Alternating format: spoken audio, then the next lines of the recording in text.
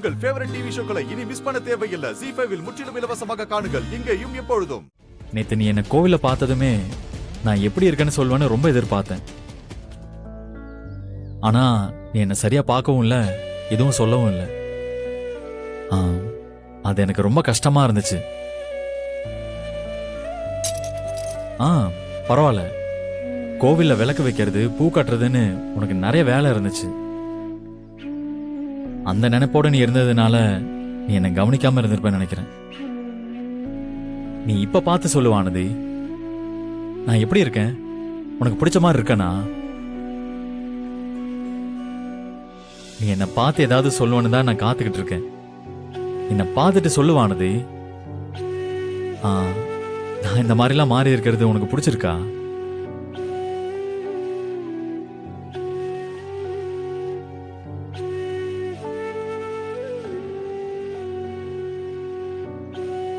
பிடிக்கல மாமா.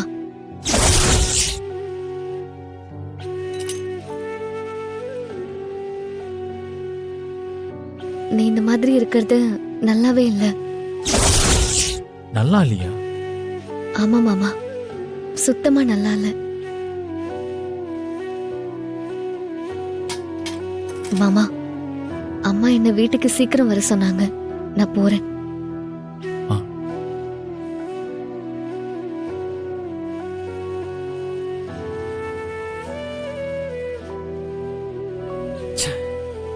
இப்படி சொதப்பிட்டியடா. நந்தினி நம்ம மேல உள்ள கோவத்துல வேணும்னே தான் நமக்கு இப்படி முடிவெட்ட சொல்லி இருப்பாளோ. வானதிக்கு நம்ம பரட்ட மண்டையோட இருக்கிறது தான் பிடிக்கும் போல இருக்கு. அவர் எவ்வளவு ஆசையா உன்கிட்ட வந்து கேட்டார் தெரியுமா? டேய், நான் வேணும்னே தாண்டா அப்படி சொல்லிட்டு வந்தேன். வேணும்னு சொல்லிட்டு வந்தியா? ஏங்க அப்படி பண்ண? பாவம் கரிகால மாமா, நீ அப்படி சொன்னதும் அவரோட முகலாம் எப்படி ஆயிடுச்சு தெரியுமா? அருள் மாமாவுக்காக நீ உன்னையவே ரொம்ப மாத்திக்கிட்டு போய் அருள் மாமா கிட்ட கேட்கும் போது அருள் மாமா உன்கிட்ட அப்படி சொல்லியிருந்தா உனக்கு எப்படி இருந்திருக்கும்? அதே மாதிரி தானே இப்ப கரிகால மாமாவுக்கு இருந்திருக்கும். ஏங்கா நல்லா இல்லன்னு சொல்லி கரிகால மாமா இவ்வளவு கஷ்டப்படுத்தின? டேய், அவர் வாழ்க்கை பூரா கஷ்டப்படக்கூடாதுன்னு தான் நான் அப்படி சொன்னேன். என்னக்கா சொல்ற?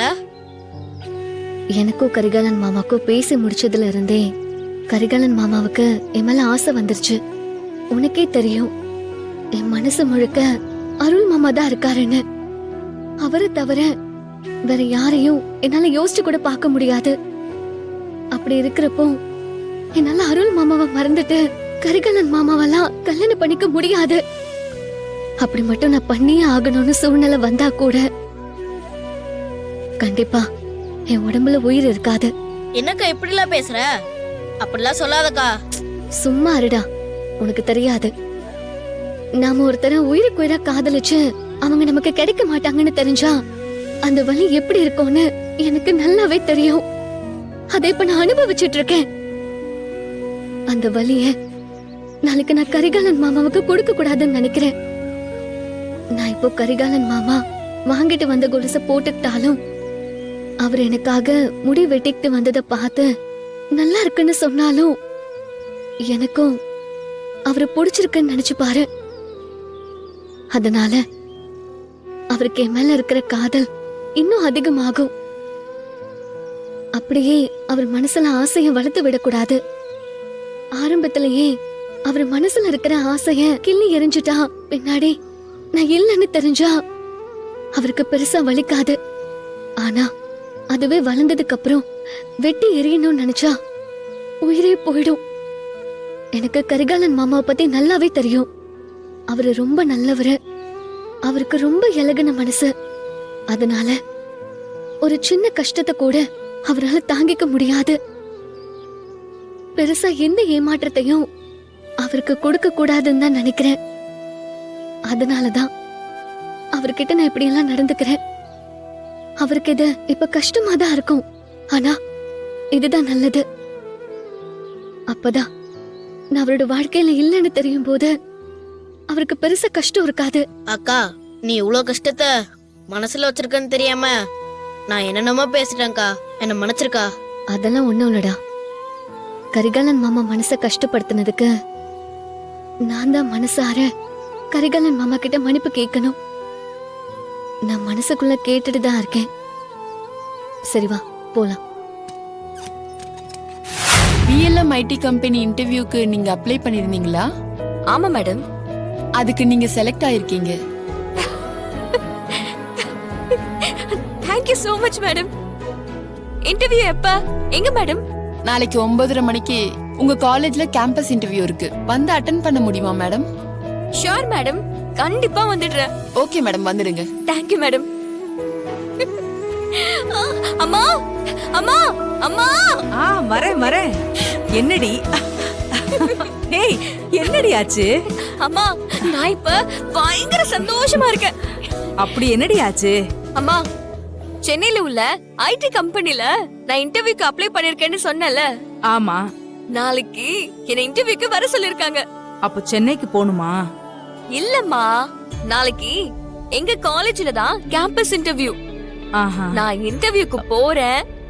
அவங்க கேக்குற கேள்விக்கெல்லாம் டக்கு டக்குன்னு பதில் சொல்ற அப்பாயின்மெண்ட் ஆர்டரை வாங்குறேன். ம். அதுக்கப்புறம் வேலைக்கு போய் நான் சொன்ன மாதிரி நம்ம கடனை எல்லாம் அடைச்சு நான் உன்னை நல்லா பாத்துக்குவேன். இப்படி ஒரு நாளுக்காக தான் நானும் காத்துக்கிட்டு இருந்தேன். நான் வேண்டின அந்த கடவுள் கைவிடல. இவ்வளவு நாள் பட்ட கஷ்டத்துக்கான பலன் இப்ப கிடைக்க போகுது. எனக்கு ரொம்ப சந்தோஷமா இருக்கு நந்தினி. ஆ, இரு வரேன்.